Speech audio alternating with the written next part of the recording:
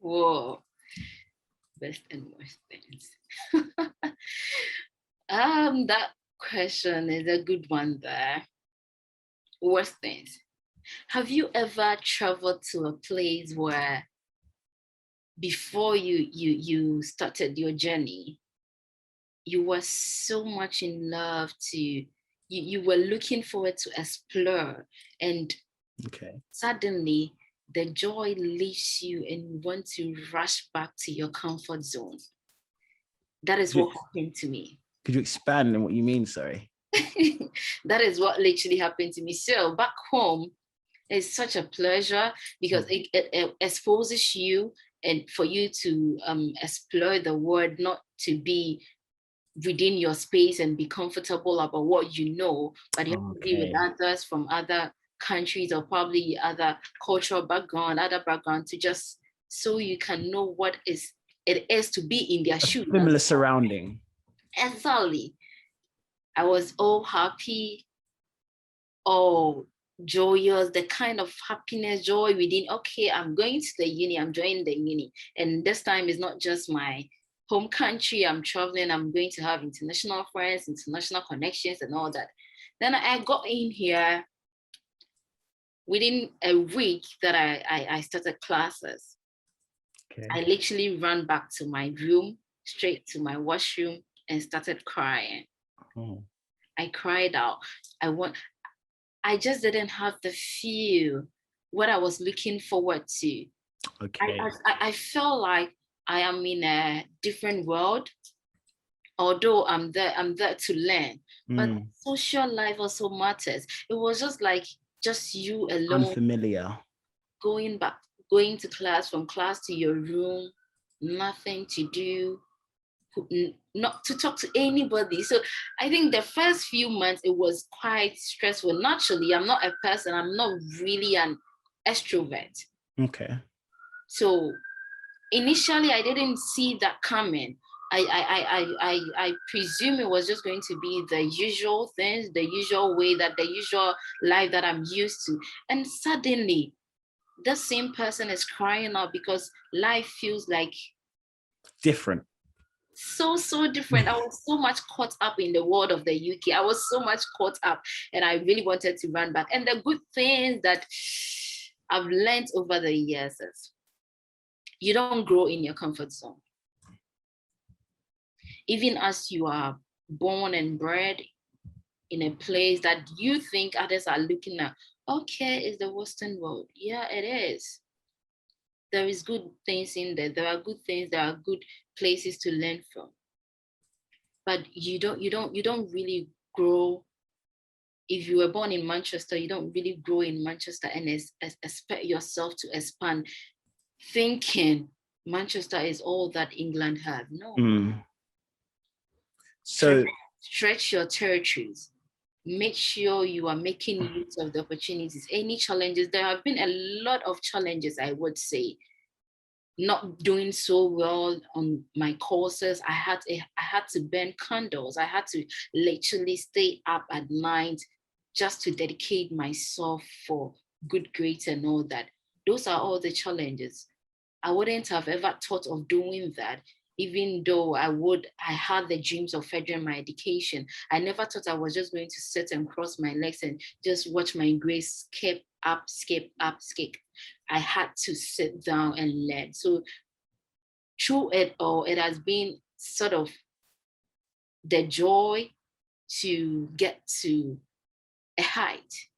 You don't stop climbing when you've not reached your height. You keep on climbing, irrespective of what is thrown out your way. COVID has thrown a lot of things out of my way. Literally, at the point I felt I'm running into depression, but because I was just stuck 8-10 hours within 2-3 days, and you are stuck behind a computer, just nodding your head up and down. This wasn't what I signed up for. This wasn't what I planned for. But this is what life is giving me. What do? You sit up, make lemonade out of the lemons thrown your way. Okay. So obviously you just mentioned some of the negative things that was like when you first came over and started studying at the international college. What were some of the good things about studying when you first came? The good things about, I would say, my first year in the UK is I got to know a lot about education itself. Okay. Could you expand on what you mean? Sorry. Yeah, each and every country, or probably even universities, have a way of getting students to attain marks, to learn and all that. What we do in Africa is totally different. Okay. Our system of education and the system of education in the UK are two parallel lines. And at first, it wouldn't be easy for you. Just as I said, you came here for education and you came to study not to fail. You came here to study so that you can advance whatever field you find yourself in, whatever career aspirations you have to advance. It was tough, really, really tough. Okay. Our way of studying was set, being taught, and read back. Okay. So In kind of just I tell you and then you listen. Yes, the system is changing gradually, which is a good thing. But here, plus the COVID, you do your research, you present the essay as an assignment. Hmm. Two different worlds. How do you survive within them? The good thing was the zeal, The what? Sorry. the passion to Okay. advance. Oh, so like the people wanted it more and done more work and kind of there's more energy when it comes to doing the work and trying to finish in the research. Yes. So nothing can really take away the experience of meeting people, your lecturers, and having a sense of belonging. That is the word, a sense of belonging. Although you feel you are part of a class when you're on Zoom, the virtual learning space and everything. However, it is different when you enter a seminar hall and you know it's a lot of people, 100 plus, 50 plus, 300, and you are all in the same room and you are all learning, you are all on one course. That gives you a sense of belonging, a sense of feeling. Unlike the virtual space where you are just maximum of 20, maximum of 30, that is not even a seminar, that is even an exhibition or whatever. That takes a lot from you as a person. You can easily run into the negative. What if I fail? Let me fail. Nobody is actually looking. Nobody actually cares. But the lecturers, they might not be as, they may not be appear as caring as you think, but they do care. No lecturer wants you to come out with a fail. It downs badly on their reputation as well. Everybody wants you to pass, irrespective of they trying, no matter how someone push you up a ladder, if you don't take a step to push yourself up, they will push you a slight look away from your end. You are gradually going to fall down. Okay. Law of gravitation is going to fall on you. It's going to push you down to where you started from. It's not easy. I wouldn't say I've encountered a lot of roses along the line. Okay. Even though I know and I believe there would be more roses as I go forward. But what I'm saying is the lemonades that came my way taught me a lot of things. How to use them, how to work my way around it, how to pass through certain tunnels, where even though to the outer space of the world, there seems not to be any space through it. That is perseverance. Okay.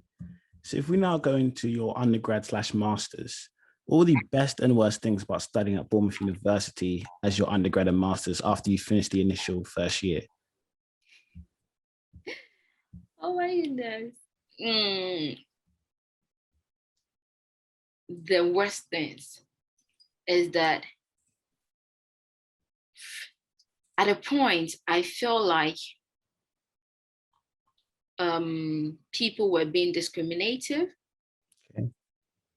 not necessarily the staff. The best supportive staff that I've ever met in this season, I would say, comes from Bournemouth Uni. Okay. People, my colleagues. That was the worst thing.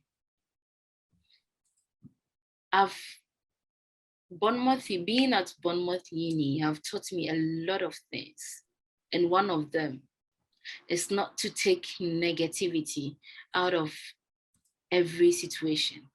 No matter what it is, I would try to pluck the positivity out of that tree, out of that fruit, instead of look at the negativity out of it. Mm-hmm. I wasn't really looking at those worst moments that came my way, where I'm not being chosen for certain group studies. I'm not being responded to, even if there is a question to be answered. Those you ask the questions react as if they've not heard you, as if you don't even exist. That was really, I would say, a challenging moment. But through it all, I've learned to create an environment for myself where everyone is heard. Okay. Where if I find myself in a group where they are not that tolerant, they are not supportive, what if I stand up all by myself to be supportive to those people that have been rejected? Okay. So the worst thing is having a feeling that you are being rejected, you are not being chosen because of your culture, who you are. because of your color, because of that is heartbreaking. Mm. And the good things are what I've learned out of those situations. I've learned to let things be the way they want to be and work on the things that I can change personally as a person. Mm. You can't instill values into people. Mm. You can't instill principles into people. You can only set them for yourself. You can only set principles for yourself. What are you living as a person? What are you living by as a person? What kind of prints are you going to live with people? Mm. When I chose to focus on the prints that I want to live with people instead of what they are living with me, mm-hmm. It has not gotten to me that much. Okay. I've learned to move on from the worst part of not for people being discriminative, for people being selective with me because of my color, because of my culture, because of my background, and focus on who is choosing me for me, who is accepting me for me, and what am I going to do to impact into those lives that has accepted me for who I am. Yeah. Okay. So if we're now going to where you stayed, so obviously as an international student, you'd have to find your own accommodation. Where did you stay when you first arrived in your first year?